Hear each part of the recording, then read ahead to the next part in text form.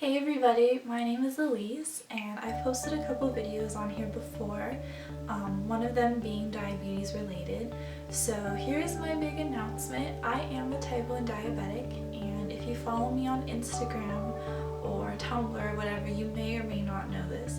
So today I just wanted to basically let you guys know my story. How I was diagnosed, how I discovered I had diabetes, and everything that went into that. I don't think I've really ever sat down and just spoken about this before. When it happened, it was a really difficult thing for me to deal with, so I've tried writing it out a couple of times, and every time it gets kind of emotional. And for other diabetics, you might understand this because everyone's diagnosis story is different. Some of you might not have had a very traumatic experience, and some of you probably had experiences worse than mine, but this is mine. After my freshman year of high school, that following summer, I started noticing a lot of changes. Throughout my freshman year, especially in PE class, I was pretty fit. I had a lot of stamina, I could run really fast, I was really in shape, and I actually felt really good about my body. I felt very healthy. But that summer I realized I just did not have the energy in me anymore. I would feel randomly sick and randomly lethargic, just have absolutely no energy.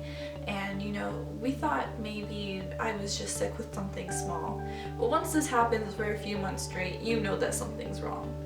So every summer my family takes a trip, some sort of road trip, to visit my sister. And at the time she was living in Montana, so my dad decided to make a family road trip to, go through a couple national parks and things like that. And as you know, in road trips, you gotta time when your bladder needs to go. And if you cannot time your bladder will do what it wants to do. Stuck in a car, you're traveling along highways, and you gotta pee every single stop. So this is one of those things that was just getting on my nerves. I did not know why I had to use the bathroom so much, and I could tell it was annoying other people. Of course, looking back, they probably feel bad, but not knowing what's going on, they're just thinking, Elise, you're making us stop every single stop. So that is one of the signs of having diabetes, is frequent urination, because your blood sugar is so high that your body just wants to get rid of the sugar any way it can. So it will pee it out whenever it needs to, whether you've drank gallons of water or you've just had a sip of something, you will pee a lot. So there was a point, I think, that I woke up one night and I counted how many times I'd used the bathroom, and it was something like 14. And I had not had nearly enough water to justify using the restroom 14 times. So on top of that, I was extremely thirsty. So thirsty, it felt like you've been on a run through a desert, your mouth is just parched, and there's nothing that can quench your thirst. I would get up in the middle of the night, drink water, and it seemed like water just wasn't doing it for me. So I would actually drink so much milk because it felt like it was actually quenching my thirst a little bit better. But I would drink anything I could get my hands on. I'm not a huge lover of juice, specifically cranberry juice, which my family has a lot of usually, and I would drink all the cranberry juice because I was that thirsty. Thirst. It is not fun. It isn't one of the more problematic symptoms, but is definitely one of the more annoying ones. Trust me. So next in what was going on with my body, which I think was the most painful part, were pains in my esophagus. We figured this was something called an esophageal stricture, and in order to fix that, we figured I should take Tums every, 45 minutes or something, according to some website or something like that. So at this point, anytime I consumed sugar, it would immediately want to be thrown up. So when you're in ketoacidosis, which is what I was in at the time, and if you don't know what that is, I'm going to put a link in the down bar just because it will take a while to explain, and I just want to get more into my diagnosis. So I was in ketoacidosis, and it caused me to have this thing called coffee grind vomit, which essentially looks like coffee grinds. You throw it up and it's brown and yucky and disgusting, and sometimes I could drink something with sugar and it would immediately turn into that disgusting stuff, and I would puke it up because my body was just rejecting it. So that was happening for a while, and that is when we started realizing things were getting a lot more serious. At some point in the summer, I crossed my fingers and I went online, and of course going online for answers is not the best thing. You should always check with a doctor. But I was just curious, of course, and I did this not with my parents or anything. I actually did it with a friend, and I took a quiz because I typed in my main symptoms like frequent urination, constant thirst, this just overall sick and lethargic feeling, and of course right away, diabetes. You have diabetes.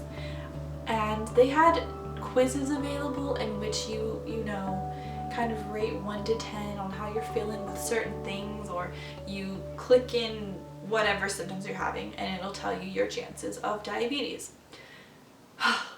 So mine comes back 100%. Do I tell my mother? No. Do I tell my parents at all? No. I was terrified. I did not want to think that I had diabetes, and I certainly did not want to go to the doctor to have them confirm that I did. So we told my friend's mom, and she basically said, you know what, it's summertime. Of course you're tired because you've been out swimming today. Of course you're thirsty because it's hot outside, so don't even worry about it. And that's how I decided to think about it. I was like, it cannot be diabetes. Who gets diabetes? You read about it in books, see it in TV, but you don't think that you're ever going to get it yourself. So, the fateful day comes. On this day, I was laying right here on this very bed. Since this day, about 5 years ago, I've rearranged my room several times, so it's kind of ironic that it's in the same spot now that I'm filming this video. But I was laying right here, and I had my phone right there on my side table, and I was feeling so terrible that I thought, okay, it is time to go to the hospital right now. I was pretty much incapable of moving. I had been completely drained of energy. So I simply reached out my finger from my blankets to my phone. I pressed the speed dial and I called my mom. She, having her wonderful motherly instincts that she has, didn't even have to hear me say anything on the other end of the line, and thank goodness, because I could not say anything. She knew that I needed her. So I called her, she saw it was me, and I heard on the other end, I'm coming down right away. So next thing she does is call a doctor who is actually a family friend, and because he is a family friend and a wonderful person, by the way, his name is Osvaldo Pereira, and if you live in Albuquerque, definitely check him out because he is an amazing person and an amazing doctor. Just a side note. She called him and he said, I will be in my clinic as soon as possible. Just get her ready and I'll meet you there and we'll have her seen quickly. We will have her seen as soon as we can possibly see her because this sounds serious. So I get out of bed, I'm still in my pajamas, my mom wraps the blanket around me, and I am just gasping for breath. I've never felt more like a zombie in my entire life. That is the best way I can describe it. I was like a zombie basically. And I remember laying on the couch right out there, and my dad, you know, hearing that my mom was going to take me to see somebody, looking at me and just saying, with so much love, of course, because he's my daddy, what's going on? What's wrong?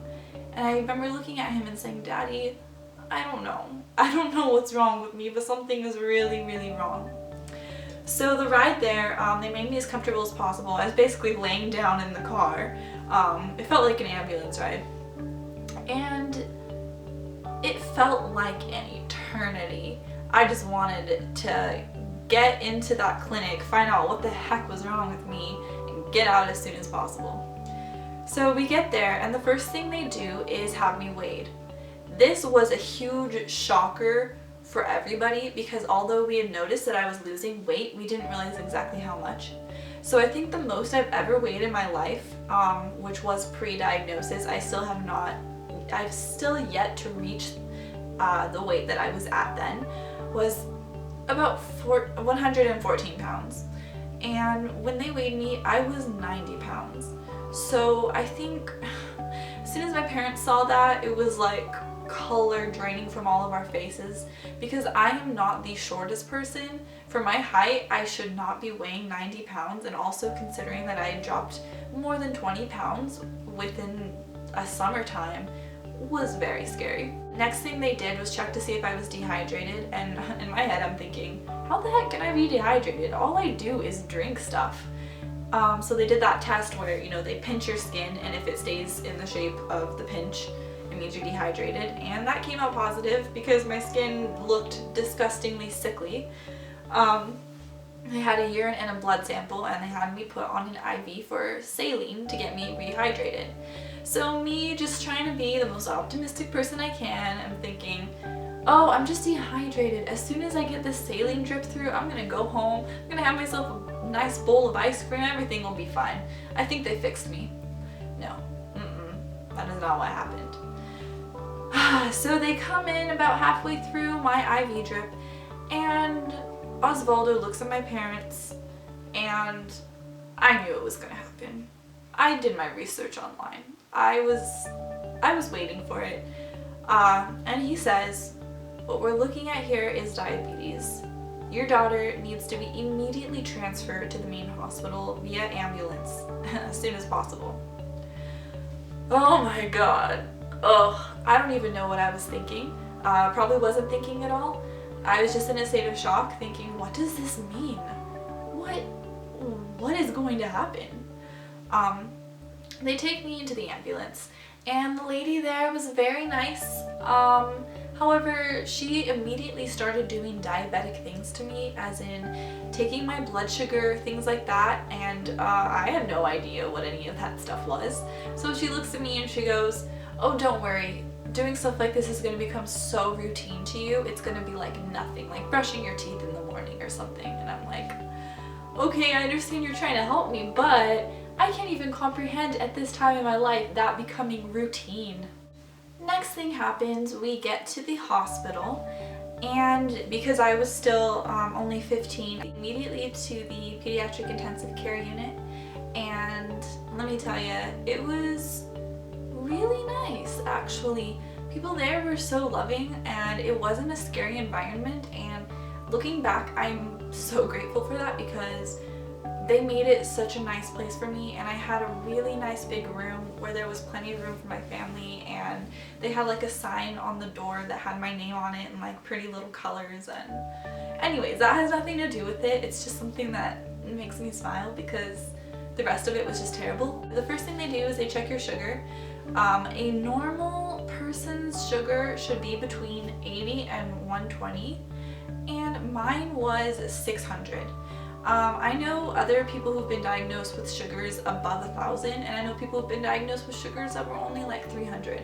So mine was bad, bad enough to make me really, really sick. They told me if I had not come sooner, I could have been in a diabetic coma. So I thank God that we went to the hospital when we did, and I finally saw the light and realized I need to take care of this. This is a problem. That whole week was dedicated to learning how to count carbs, learning how to give myself a shot, which was so hard because I'm terrified of needles, learning how to prick my finger, and also for my parents to learn how to do all that stuff, and they're in complete shock, and everyone was in complete shock. And I would go through moments where I would seem very, very calm, and people would be visiting me, and I think I would kind of try to, I'm okay. And then as soon as people would leave, I'd cry and be like, Mom, I don't know what to do. My life has changed. I didn't know this could actually happen to somebody. Like, I knew it could happen, but not to me. That's so crazy. So I spent a week in the hospital, and during that time I had my first appointment with my diabetic educator, and you know, she helped me a lot learning how to use the different diabetic tools and things like that. And yeah, it was a very terrifying experience, but my family was so supportive. My parents were my rocks. Oh gosh, I can't even imagine going through that without having the love of at least somebody, much less the love of all of my family.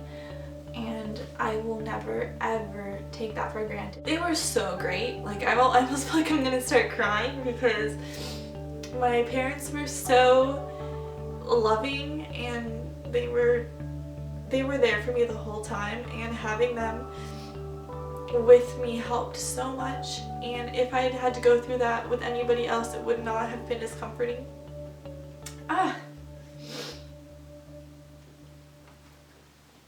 Whew.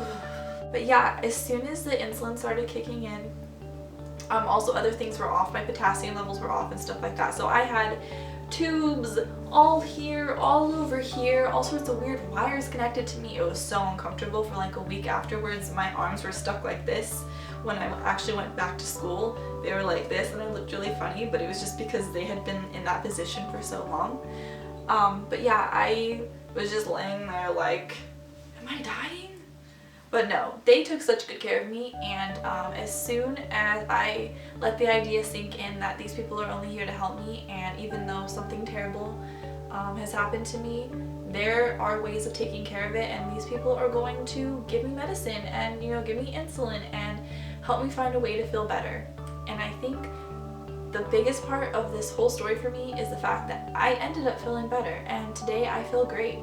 And I am so grateful that we have insulin, because it feels good. When you haven't had insulin because your pancreas is broken and you get some insulin, it feels great. And I started getting healthier. Like I said, I haven't weighed the same as I used to, but I've been getting a lot better. And it was such a weird balance between being terrified and also being relieved. And I think those are the two words that I would use to sum up my diagnosis. Being terrified and such relief, because you finally know what's going on. And you know that, you know, even though you gotta adjust to so many things, you at least have some way of dealing with it. And yeah. So I wanted to share this for any diabetics who may be watching this. I would love for you to share your stories with me, because I know there are so many different stories out there. And if you have any questions for me, just comment below, because I would be more than willing to answer them for you, or even make a video on it. I have so much love for the diabetic community. I feel so much strength from all of you guys, and I love being a part of it, just because even though what's bringing us together is something that really frustrates us all, I think it's great that we have each other. And I consider you part of the community, even if you're the mother, father, boyfriend, girlfriend, sister, friend of a diabetic. If you're here to support us, then I love you so much, and thank you for watching this video. It means a lot to me.